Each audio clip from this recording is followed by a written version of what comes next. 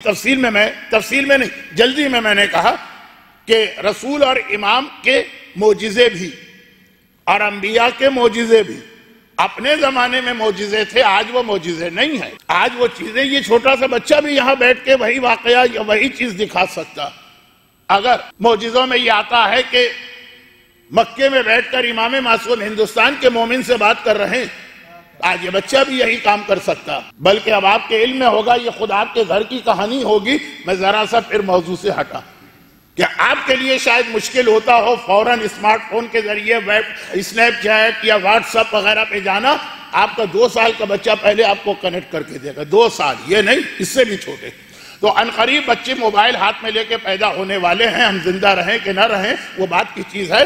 تو خلاصہ یہ ہے کہ اب وہ جو امام کا یا رسول کا یا نبی کا معجزہ، حضرت عیسیٰ کے جو معجزے بیان کیے گئے، اندھوں کو بینائی دیتے تھے، آج ایک عام سا آئی سرجن بھی تھوڑی سی سرجری کر کے یہ معجزات دکھا سکتا ہے۔ یہ حضرت موسیٰ کے بہت بات پھیل رہی۔ یہی وجہ ہے کہ اسلام نے کسی موقع پہ یہ نہیں کہا، بلکہ ایک جملہ ایسا بھی کہہ دوں جو شاید آگے ہمارے موضوع میں آئے۔ سورج کا مغرب سے پلٹانا 2 بار رسول اللہ سے پہلے بنی اسرائیل میں یہ سورج پلٹا، اور 2 بار پیغمبر کے آنے کے بعد میرے مولا کے لیے یہ سورج پلٹایا گیا ہے۔ 4 مرتبہ یہ معجزہ پیش آیا۔ بہت بڑا معجزہ اتنا کہ جو اپنے آپ کو بہت عقل مند سمجھتے ہیں وہ اس معجزے کو مانتے ہی نہیں۔ وہ کہتے ہیں کہ اگر سورج مغرب سے نکلے تو پورا کائنات کا نظام بگڑ جائے گا۔ یونیورس جو ہے وہ ایک سسٹم پہ چل رہی، اس کے اندر نہ تو اس معجزے کی جگہ ہے کہ ایک دن سورج چلتے چلتے صبح سے شام اپنی جگہ رک جائے گا، اور نہ اس کی کوئی گنجائش ہے کہ سورج مغرب سے نکل کے آئے گا۔ کیسے ممکن ہے؟ اسے قیامت آ جائے گی۔ ہماری قوم کا دینی اعتبار سے بھی ایک سب سے بڑا مسئلہ اور دنیاوی اعتبار سے بھی سب سے بڑا مسئلہ کیا ہے؟ ہماری قوم کا سب سے بڑا مسئلہ دین اور دنیا دونوں میں نیم ملا اور نیم حکیم، جن کو پوری سائنس نہیں پتا وہ آ کے سائنس میں دخل دیتے ہیں، اور جنہیں پورا دین نہیں پتا وہ آ کے دین کے مسئلے میں دخل دیتے ہیں۔ تو کچھ سوچ کے ہمارے بزرگوں نے یہ کہاوت بنائی ہے کہ نیم ملا خطرہ ایمان، نیم حکیم خطرہ جان۔ کون سا سائنسدان کہتا ہے کہ چیز ناممکن ہے؟ کوئی نہیں کہتا، لیکن آپ دیکھیں گے پوری کتابیں لکھی گئی جس کے اندر یہ 2 معجزات رسالت و امامت پر سائنسی اعتراض کرنے کی ناکام کوشش کی گئی۔ پہلا یہ کہ چاند کے 2 ٹکڑے ہو گئے، کہا یہ کیسے ممکن ہے؟ چاند آدھی دنیا میں ایک وقت میں آتا ہے، سینکڑوں نگاہیں دیکھ رہی۔ ایک ایسا واقعہ پیش آیا کہ کبھی کبھار کوئی چیز ذرا شک والی ہوتی ہے، اس کو بھی سینکڑوں لوگ دیکھ لیتے ہیں۔ چاند پہ مولا کا نام لکھا ہے کہ نہیں، چاند پہ آقا حسین کا نام اس عاشورے کے دن تھا کہ نہیں، اس قسم کے واقعات۔ تو جہاں چاند کا باقاعدہ 2 ٹکڑوں میں تقسیم ہونا اور ملنا، ارے کیسے ممکن ہے کہ کسی ایک آدمی نے پوری دنیا کے اندر گواہی نہیں دی؟ خیر، میں ذرا سا بہکا تو نہیں، لیکن تمہید کو ذرا لمبا کر گیا میں۔ اور اسی طرح سے سورج کیسے پلٹے گا؟ اب وہ جملہ بھی میں یہاں اس وقت عرض کر دوں جو میں نے 3 سال پہلے یہاں جو ایام ازاں میں عشرہ پڑھا تھا، اس کی آخری مجلسوں میں جملہ ایک عرض کیا تھا، وہ بھی عرض کر دوں کہ روایتوں میں یہ معجزے کے ساتھ، جس کا ذکر تو صرف اس لیے درمیان میں نکل آیا کہ مجھے ایک غلط لفظ، میں نے غلط نہیں صحیح لفظ سمجھانے کی میں نے کوشش نہیں کی، تو ایک مسئلہ بنا صرف وہ لفظ کے لیے یہ تفصیل، لیکن یہ تفصیل آگے کام آنے والی اس اعتبار سے کہ ظہور ایمان کی نشانیوں میں یہ 2 نشانیاں بھی کہ ایک دن سورج آسمان پہ رک جائے گا، اور اتنی دیر رکا رہے گا جتنی دیر عام طور پہ صبح سے شام کا وقت ہوتا۔ اور ایک تو بہت مشہور روایت ہے کہ آخری امام کے آنے سے پہلے ایک دن سورج مغرب سے نکل کے مشرق میں ڈوبے گا، الٹا اس کا سفر الٹا چلے گا۔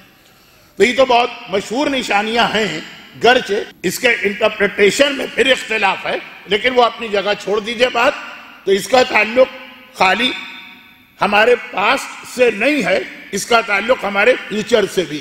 تو تھوڑی سی بات، امام معصوم نے آج کے اپنے آپ کو بہت ہی پڑھا لکھا اور سائنس کا ماہر سمجھنے والے مومنین کے اس دنیا میں آنے سے سینکڑوں سال پہلے، جب حضرت موسیٰ کے وصی یوشع ابن نون کے معجزے کو بتایا۔ اصحاب امام، تو اصحاب امام میں خالی یہ 12 امام کے اصحاب نہیں آئیں گے، انبیاء کے جو اصحاب ہیں ان کا تذکرہ بھی ہونا ہے۔ حضرت یوشع کے تو 15 صحابی بہت مشہور، حضرت عیسیٰ کے 12 حواری اور حضرت یوشع کے 15 صحابی موضوع بنے گا ہمارا آگے چل کر۔ یہ بات میں غیر متعلق نہیں عرض کر رہا ہوں، میں خود دیکھیے آج اپنی تقریر کی جو اس سے کرتے جا رہا ہوں نا، یہ بات موضوع کے متعلق نہیں ہے، یہ بات موضوع سے متعلق ہے۔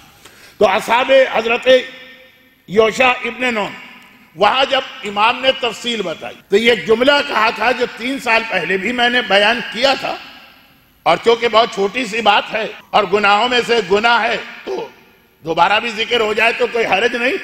امام نے فرمایا جو لوگ علم نجوم پر، اسٹارز، ہاروسکوپ یا اسٹرولوجی سے ریلیٹڈ باتیں جو اس پہ یقین کرتے ہیں وہ بالکل بھی غلط نہیں، یعنی یہ لفظ اردو کے اعتبار سے ٹھیک نہیں ہے، وہ غلط ہے لیکن 100% غلط نہیں، اس لیے کہ علم نجوم، ستاروں کا علم، ہاروسکوپ، یہ ایک ایسا علم تھا جس میں اللہ نے 99.99% سچائی رکھی تھی۔ یہ ایک ان سائنٹیفک ٹائپ کا علم نہیں، 99.9% اس میں سچائی رکھی، اس کی مشہور ترین 2 قرآنی مثالیں، وہ معجزے تو نہیں، ایک حضرت ابراہیم کے پیدائش سے پہلے نمرود کے نجومیوں کی اتنی درست 100% کریکٹ قسم کی پیشین گوئی، نمرود ایک گمراہ آدمی کے گمراہ مشیر بات صحیح کہی تھی، اور حضرت موسیٰ کی پیدائش سے پہلے فرعون کے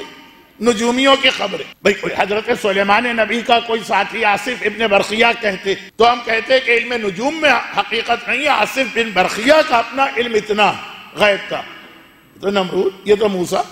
امام دلیل دے رہے ہیں، میں نہیں، اور امام فرما رہے ہیں کہ یہ جو دنیا میں اتنے سارے لوگ اس علم پہ یقین رکھتے ہیں یہ سب غلط نہیں کر رہے ہیں، نہیں غلط کر رہے ہیں، غلط کر رہے ہیں لیکن غلط نہیں کر رہے ہیں، یعنی یہ علم ہمیشہ سے غلط نہیں تھا، ایک وقت میں تو یہ علم دنیا کا نظام چلانے کے لیے بہت اہم اور مفید تھا، جیسے آج سائنس، پرانے زمانے کی سائنس جسے کہتے ہیں آج وہ بالکل بیکار، لیکن وہی پرانے زمانے کی بیکار سائنس آج کتنی کام کی بن گئی۔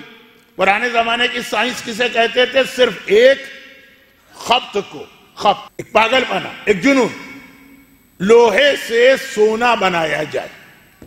پہلے زمانے کی ساری سائنس یہ ہوتی تھی کہ وہ نسخہ بتائیے جس کے ذریعے ہم پیتل سے یا لوہے سے گولڈ یعنی سونا بنا دیں، سائنس شروع یہیں سے ہوتی ہے پہلے زمانے میں۔ اور پھر کیا وہ کوے کا پر اور شیرنی کا دودھ اور پتہ نہیں کیا کیا چیزیں جمع کر کے کس طرح سے وہ سائنس۔ آج یہ کتنا کریکٹ اور انسانیت کے لیے بہتر علم ہوا۔ علم نجوم بالکل الٹا، پہلے بالکل صحیح تھا، بے وقوف نہیں ہے اتنے 100 سالوں تک کے لوگ آج کے لوگوں کو ملا کر کہ اگر یہ شروع سے ہی غلط ہوتا۔ امام نے کہا کہ اس علم میں خرابی اس دن آئی، اس دن تک بالکل ٹھیک چل رہا ہے 99.99%، خرابی اس دن آئی جس دن پہلی بار سورج کے پلٹانے کا معجزہ ہوا۔ علم نجوم کی ساری بنیاد ستاروں کی کیلکولیشن پر ہے، وہ سارا حساب کتاب بگڑ گئے، اور جب پھر دوبارہ علم نجوم کو چیلنج ہوا، جب دوسری بار سورج پلٹایا گیا، یہ بنی اسرائیل سے پہلے کی بات، یہ پیغمبر سے پہلے بنی اسرائیل کی بات، تو 2 بار رسول اللہ کی ولادت سے پہلے جو سورج پلٹا اس کے اور کوئی نقصان ہوئے ہوں کہ نہ ہوئے، نجومیوں کا سارا علم جو تھا وہ درہم بھرم ہو گئے، کیلکولیشن بگڑ گئی، کمپیوٹر میں وائرس آ جاتا ہے، ہر چیز غلط سلط آپ کو بتاتا ہے۔ اور پھر پیغمبر کے آنے کے بعد 2 بار سورج پلٹا تو جو رہی صحیح کسر تھی علم نجوم میں وہ بھی ختم ہو گئی۔ ابھی بھی اس کے اندر 60% سچائی ہو سکتی، لیکن اتنا یہ صحیح نہ رہا، تو اب یہ تفصیل میں نے کیوں بتائی؟ اچھا جو لوگ بہت بعد میں آئے ہیں ان کو سمجھانا پڑے گا کہ تفصیل کیوں بتائی، لیکن فی الحال نہیں، کیونکہ ہو سکتا ہے کچھ لوگ اس کے بھی بعد آئیں، تو کیا پھر ان کو بھی بیٹھ کے میں سمجھاؤں کہ تفصیل کیوں؟ تو بس آخر میں جب اندازہ ہوگا کہ اب کوئی نہیں آ رہا، فی الحال تو جو بعد میں لوگ آئے ہیں وہ تھوڑا بیٹھیں، سانس میں سانس لیں، جتنی دیر میں اپنی بات ختم کرتا ہوں۔ تو اب نیم حکیم، کچھ نہیں پتا سائنس وائنس کیا، اور آگے بڑھ کے اعتراض کر دیتے ہیں کہ سورج پلٹے گا تو نظام کائنات بگڑ کے رہ جائے گا، اور اگر چاند کے 2 ٹکڑے ہو جائیں گے تو پورا جو ایسٹرونومی ہے وہ پوری ختم ہو کے رہ جائے گی۔ کیسے ہو سکتا ہے کہ 2 معجزے ہوئے؟ نہیں پتا ان کو سائنس۔ آج کسی بھی سائنٹسٹ سے پوچھئے، آج کے سب سے بڑے سائنٹسٹ کا نام کیا؟ گوگل۔ گرچہ انتہائی بیکار سائنٹسٹ ہے، کیونکہ یہ دوا بھی دیتا ہے، اس میں زہر بھی ملا دیتا۔ تو خیر وہ ایک الگ موضوع ہے، اور ہمارے آج کے شروع ہونے والے عشرے کی ایک تقریر میں آئے گا کہ بچوں کی سمجھ میں میری بات نہیں آ رہی، ان کی سمجھ میں گوگل آئے گا، تو ان کو بھی سمجھانا ہے اگر یہ کل و پرسوں آئے۔ اچھا، تو اب کسی سائنٹسٹ سے پوچھیں، گوگل میں چلے جائیے، سورج کا مغرب سے نکلنا کوئی قیامت بپا نہیں کرے گا، اور اتنی موٹی موٹی کتابیں لکھی بھی ہیں مسلمانوں کی کہ یہ تو بالکل نانسنس معجزہ ہے، یہ علماء یہ مولوی ہم کو کیا سمجھتے ہیں، کیا ہم بالکل جاہل مطلق ہیں، یہ کنویں کے مینڈک جن کو پتہ ہی نہیں کہ سائنس کتنا ایکوریسی کے ساتھ ہر چیز بتاتی ہے۔ ذہن جا رہے ہوں گے کہ جب کبھی عید وید کا مسئلہ آتا خیر تو یہ کہ اتنی ایگزیکٹ کیلکولیشن بتاتی ہے، اور یہ مولوی یہ ملا پتہ نہیں کس دنیا میں رہ رہے ہیں، اس میں 2-4 چھینٹے سورج کے معجزے چاند کے معجزے پہ بھی وہ ڈال دیتے ہیں، اور جو بالکل کھلم کھلا بے دین قسم کے مسلمان ہیں وہ کتاب لکھ دیتے ہیں۔ اور یہی پرابلم ہمارے ساتھ ایک اور بھی ہے، اور وہ تو آپ کا دل بھی کہہ رہا ہوگا کہ وہ تو ہمارے عشرے کا جو عنوان ہے معرفت اصحاب امام، اس کا حصہ بنے گی نیم ملا، جنہیں نہ دنیا کی خبر ہے نہ انہیں دین کی خبر۔ وہ آگے بڑھ کے اتنے بڑے بڑے فتوے دیتے ہیں، لیکن وہ اب چھوڑ دیجئے کیونکہ گھڑی بہت تیزی سے آگے بڑھ رہی ہے۔ واپس آتا ہوں، یہ معجزات نہ صرف یہ کہ ہوئے، بلکہ انہیں ایک یہ بچہ بھی ریپیٹ کر سکتا ہے کچھ عرصے کے بعد۔ موسیٰ کا معجزہ ہو، عیسیٰ کے معجزے ہوں، بہت بڑا جملہ کہنے جا رہا ہوں، چاہے پیغمبر کے معجزے ہوں چاہے امام کے معجزے، سب نہیں، سارے معجزے نہیں۔ جو لوگ شروع میں نہیں بیٹھے وہ پہلے مجلس کے بعد پہلے آنے والوں سے پوچھ لے کہ مولانا کیا کہہ رہے تھے جس میں ایسی بات آ گئی۔ مردے کو زندہ کرنا، اندھے کو بینائی دینا، دریا میں راستہ بنا لینا، آگ میں جا کے بیٹھ جائیے، آگ آپ کو نہیں جلائی۔ اور فائر پروف جیکٹوں کی بات بھی نہیں کر رہا، ایسی کریمز بن رہی کہ اگر آپ اپنے جسم پہ لگائیے تو آپ جا کے آگ میں بیٹھ سکتے ہیں، اگر آگ آپ کو نہیں جلائے گی، اور آپ کہہ سکتے ہیں کہ میں ابراہیم ہوں، کیونکہ یہ ابراہیم کا معجزہ ہے جو میں دکھا رہا ہوں۔ یہ معجزات آج ایک عام آدمی بھی ذرا سی ٹیکنالوجی کی مدد سے، اور اگر 50 سال گزرے تو اس ٹیکنالوجی کی ضرورت بھی نہیں، بغیر اس کی مدد کے یہ چیزیں بڑے بڑے معجزات۔ دیکھیں، آگ کا گلزار بن جانا 2 مرحلوں، پہلے آگ کا اثر نہ کرنا، پھر آگ کا باغ بن جانا۔ تو پہلا حصہ تو آج ہم اپنی آنکھوں سے دیکھ رہے ہیں، اور دوسرا بھی، یا حضرت موسیٰ کا کتنا بڑا معجزہ، یا حضرت عیسیٰ کا کتنا بڑا معجزہ، یا پیغمبر کے کتنے بڑے معجزے۔ اب یہ سلسلہ چلے گا تو آخر میں کہاں تک جائے گا؟ 11ویں امام تک، جو کہ 12واں تو غیبت میں ہے۔ 11ویں نے ایام عزا کی آخری مجلس میں آپ کچھ اور سنتے ہوں کہ نہ سنتے ہیں، ایک واقعہ ضرور سنتے ہوں گے بارش برسانے کا۔ پہلے ایک راہب نے بارش برسائی نبی کے جسم کی ہڈی کی مدد سے، پھر امام نے یہ بادل یہاں کا نہیں ہے، یہ بادل یہاں کا نہیں ہے، بہت مشہور واقعہ ہے۔ آج چھوٹی سی لیبارٹری میں بیٹھ کے ایک سائنٹسٹ مصنوعی بادل بنا بھی سکتا ہے، مصنوعی بادل جہاں اس کا دل چاہے بچھا بھی سکتا ہے۔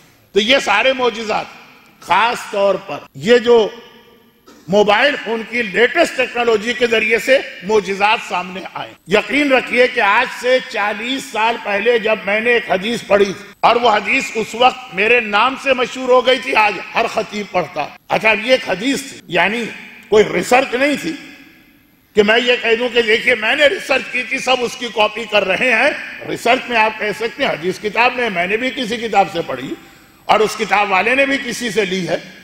تو یہ میں بحیثیت فخر نہیں کہہ رہا، صرف ایک انفارمیشن کے اعتبار سے کہ جب حدیث پڑھی تھی تو وہ اتنی لوگوں کو نئی لگی تھی۔ اگر نئی حدیث کی 2 قسمیں، ایک وہ نئی حدیث ہے جو اپنے مزاج کے خلاف جاتی ہے، اوہو اس پر تو اتنا ہنگامہ برپا ہوتا کہ بس نہیں چلتا کہ ٹانگ پکڑ کے خطیب کو ممبر سے گرا دیں۔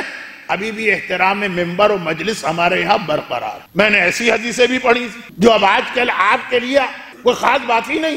آپ کہیں گے اس پہ کبھی ہنگامہ ہو چکا ہے؟ ہاں ہو چکا، اور ایسا ہنگامہ کہ اگر میں مجلس نہ پڑھ رہا ہوتا، باہر کہیں کھڑا ہوا یہ بات بتاتا، تو شاید آج 40 سال بعد آپ میرا بیان نہیں سن رہے ہوتے، میں زندہ ہی نہ ہوتا۔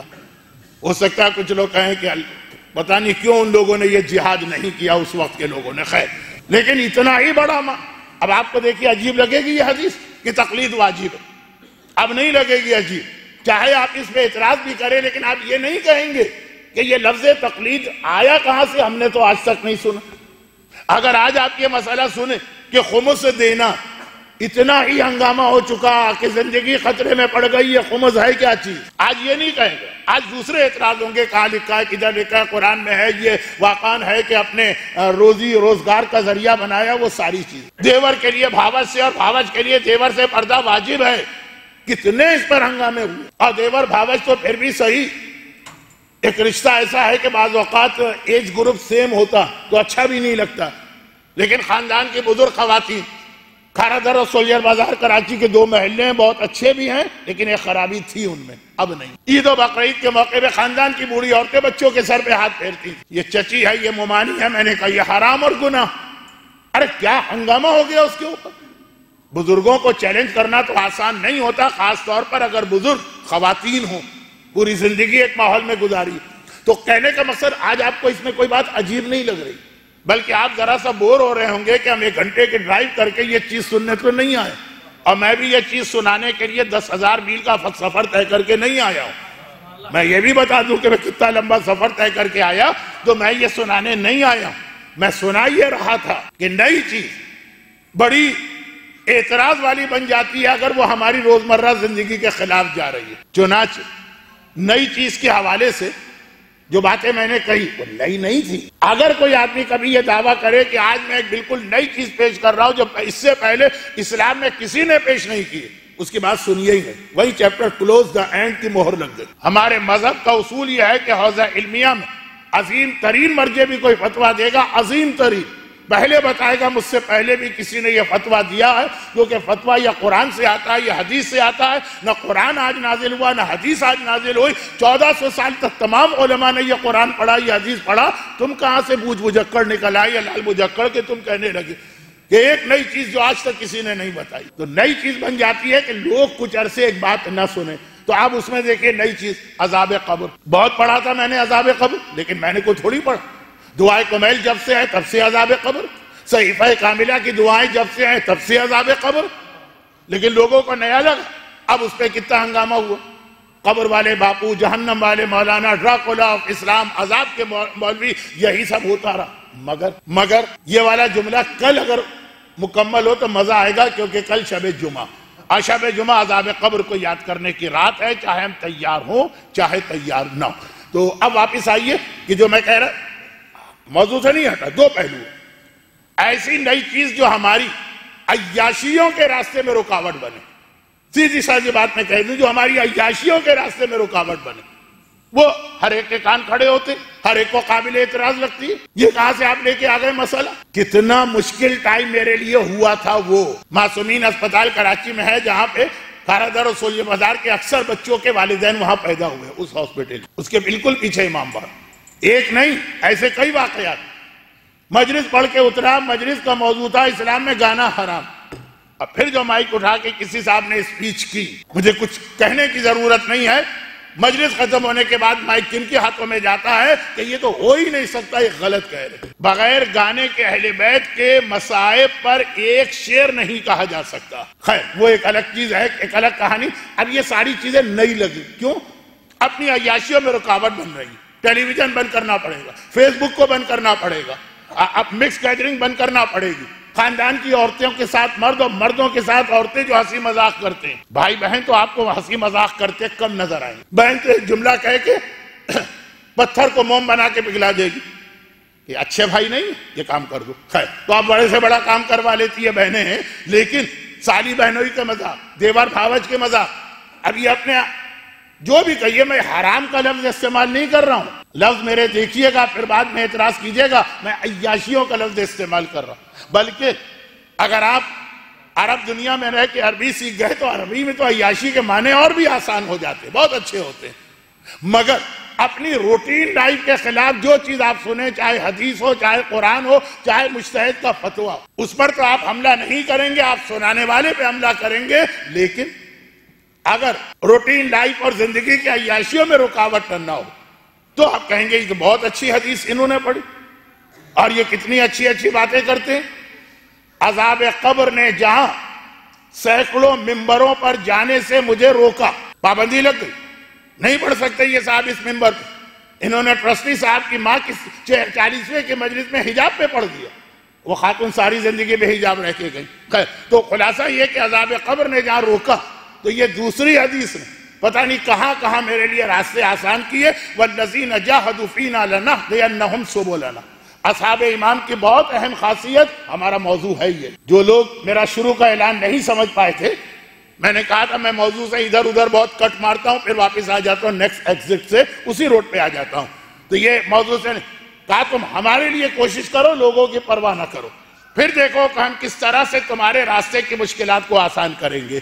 وہ حدیث پڑھنے کی ضرورت ہے، بچوں نے شاید کم سنی۔ ایک زمانے میں کس نام سے مشہور تھا؟ کس زمانے میں؟ جب آپ پیدا بھی نہیں ہوئے، لیکن آپ کے والدین پیدا ہو چکے، اینٹینا والے مولانا۔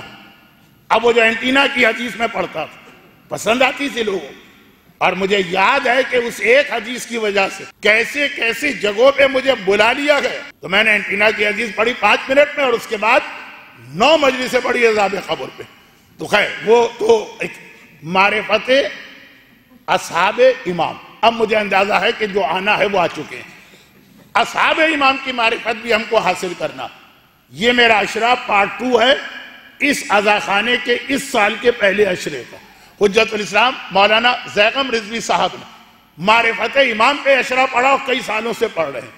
اس کا دوسرا حصہ ہے کہ معرفت اصحاب امام، تو اس کے اندر یہ چیز بہت اہم بنے گی کہ اگر کبھی حالات آپ کو ان لوگوں کے سامنے بات کرنے کا موقع دے دیں جو عام حالات میں آپ کی بات نہ سنیں، تو آپ کی ذمہ داری ہے کہ پیغام حق پہنچائیے۔ تو یہ تو میں نے کہا کہ بلایا اینٹینا کی وجہ سے گیا، سنا گیا عذاب قبر۔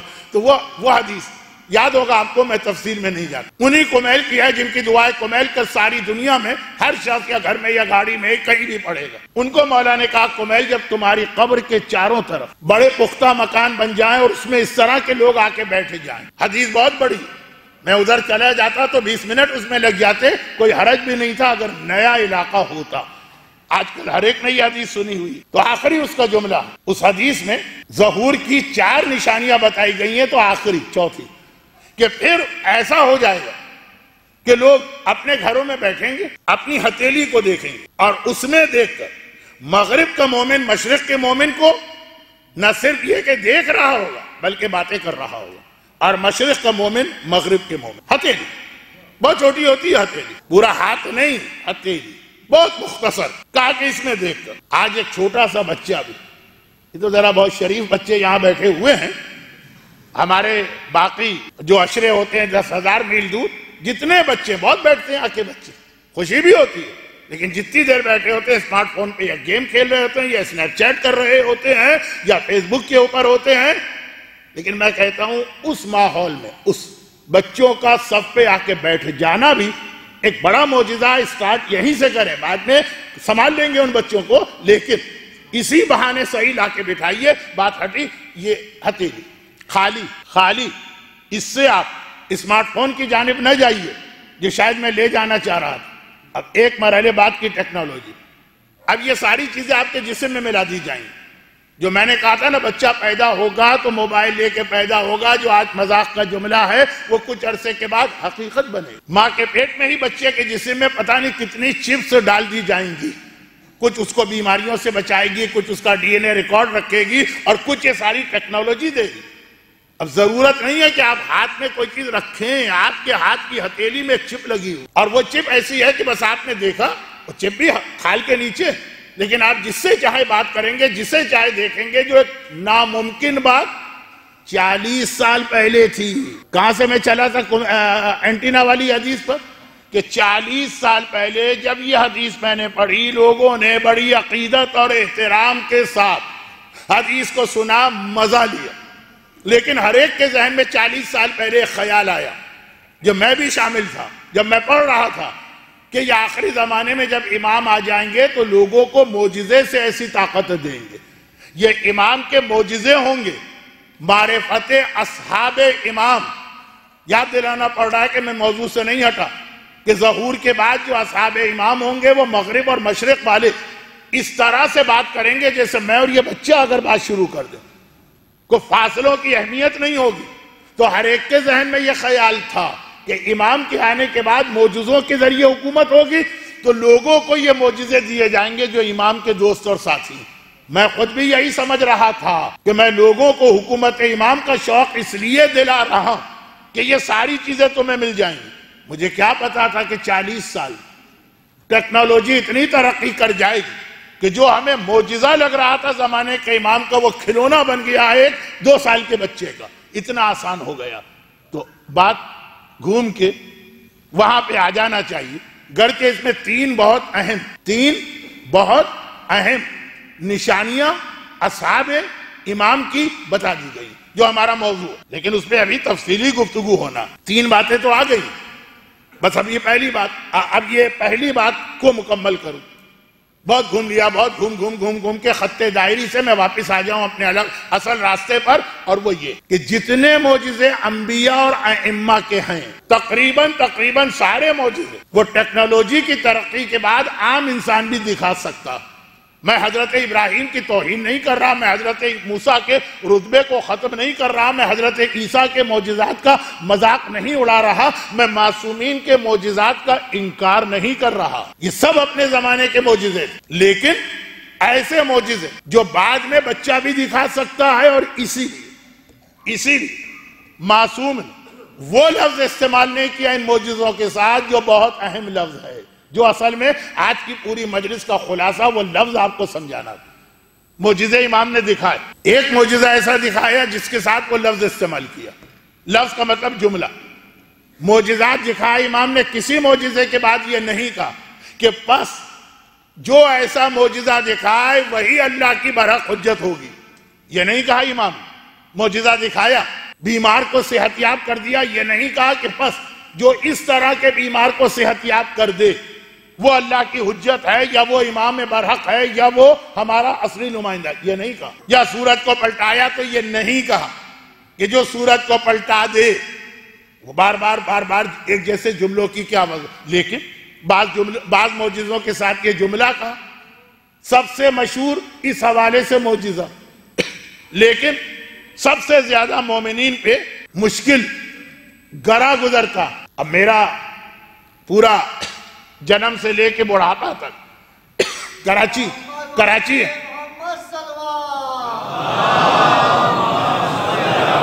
ہے. لیکن جب میں پنجاب میں جاتا ہوں نا، یہاں سے آخری مجلس پڑھ کے اگلے دن لاہور میں 2 میرے خمسے، تو ایک جملہ وہاں لوگ ضرور پوچھتے ہیں، اچھا جملہ پسند آتا. اچھا آپ کراچی والے پیچھے کہاں سے؟ تو پیچھے جو ہے وہ لکھنؤ سے، مثلا بزرگوں کا تعلق. تو وہاں کا لفظ کہ جو بہت کھلتا ہے معجزہ لوگوں کو، وہ حبابہ کا معجزہ، جبکہ کتنا اہم معجزہ، لیکن وہ لوگوں کو بہت گراں گزرتا. چونکہ حبابہ کا معجزہ چوتھے امام نے دکھایا، اور ابھی آپ نے عشرہ چوتھے امام کا سنا. 21 محرم سے 30 محرم کسی عنوان پہ بات ہو چوتھے امام کے حالات آتے ہیں، تو یہ معجزہ ابھی آپ سن چکے ہیں حبابہ کا. لیکن حبابہ کے معجزے کے آخر میں یہ لفظ ہے کہ نہیں ہے کہ مولا علی نے کہا کہ بس اس طرح سے اس پتھر پر جس طرح میں نے اپنا نام نقش کیا ہے، جو اس طرح سے کرے وہ میرا برحق جانشین ہوگا. یہ جملہ کہا جو باقی معجزات میں سے ہر ایک کے لیے نہیں کہا، کچھ کے لیے کہا. جس معجزے کے لیے جملہ ہے حبابہ وہی. کچھ لوگ ذرا سا کنفیوز ہوئے. حبابہ وہی جنہوں نے مولا سے یہ حدیث سن کہ داڑھی منڈانے والے وہ لوگ ہیں جو بنی اسرائیل کے مست شدہ بغیر چھلکے کی مچھلیوں کی شکل میں ہیں. بہت سخت الفاظ ہیں اس کے. اور جو دشمنان اہل بیت کا لشکر ہے، جس لشکر کا تذکرہ آپ زیارت عاشورہ میں کرتے ہیں، کہا یہ وہ لوگ ہیں جو داڑھی کو منڈواتے ہیں. کتنی مشکل حدیث ہے یہ. اب تو پھر بھی کچھ زمانہ کچھ جس علاقے میں آپ ہیں وہاں داڑھی اتنا بڑا مسئلہ نہیں ہے، لیکن ابھی بھی ہے بہت سی جگہوں. معجزہ تو ایک طرف رہتا ہے، وہ اسی حدیث کے اندر الجھ کے رہ جاتے ہیں کس طرح سے اس کو غلط ثابت کریں، جبکہ اس کے آخر میں جملہ ہے مولا نے معجزہ دکھایا، چوتھے امام نے اس معجزے کو ڈبل کیا۔ اسی لیے میں اکثر کہتا ہوں کہ یہ وہ خاندان ہے اہل بیت کا جہاں کی ایک حدیث تو ہم نے سنی، دوسری حدیث خود بنا لی، دوسری خود بنا لیجیے، وہ بھی بالکل سچی رہے گی۔ اولنا محمد، اوسطنا محمد، آخرنا محمد، کلنا محمد تو ہیں، مگر اس خاندان میں اولنا بھی علی، اوسطنا بھی علی، آخرنا بھی علی، کلنا بھی علی ہے اس خاندان۔ اب چوتھے امام نے اپنے دادا علی، چوتھے امام کا ایک نام علی الاوسط، بعض حضرات اس کو امام حسین کے اولاد میں لے گئے، علماء اور محققین نے اسے چہاردہ معصومین کے نام علی میں رکھا کہ پہلا علی مولا، آخری علی 10ویں امام، بیچ کے 2 علی۔ تو خیر، چوتھے امام نے اپنے دادا کے معجزے کو ڈبل کیا، اس کی کاپی نہیں کی، کاپی بھی کی اور اس کو ڈبل بھی کیا۔ واقعہ بہت مشہور ہے، خصوصاً میں تو ہر سال چوتھے امام کی شہادت کے مجلس پہ یہ روایت ضرور پڑھتا ہوں، مجھے یقین ہے آپ نے بھی سنی ہوگی، لیکن اس کے آخر میں جو جملہ ہے وہ کتنے معجزوں کے آخر میں کہ اگر کوئی اس معجزے کی اس طرح سے نقل کرے وہ میرا برحق جانشین، یہ حبابہ سے کہا اور بھی کچھ معجزات میں، لیکن ہر معجزے میں یہ جملہ نہیں۔ اس کا مطلب باقی معجزے آگے چل کر سائنس کی ترقی سے، ٹیکنالوجی کی ترقی سے، علم کی ترقی سے ایک بچہ بھی دکھا سکتا ہے۔ بہت اس کی مثالیں ہو گئی۔ جدھر حق ہے ادھر مولا، جدھر حق ہے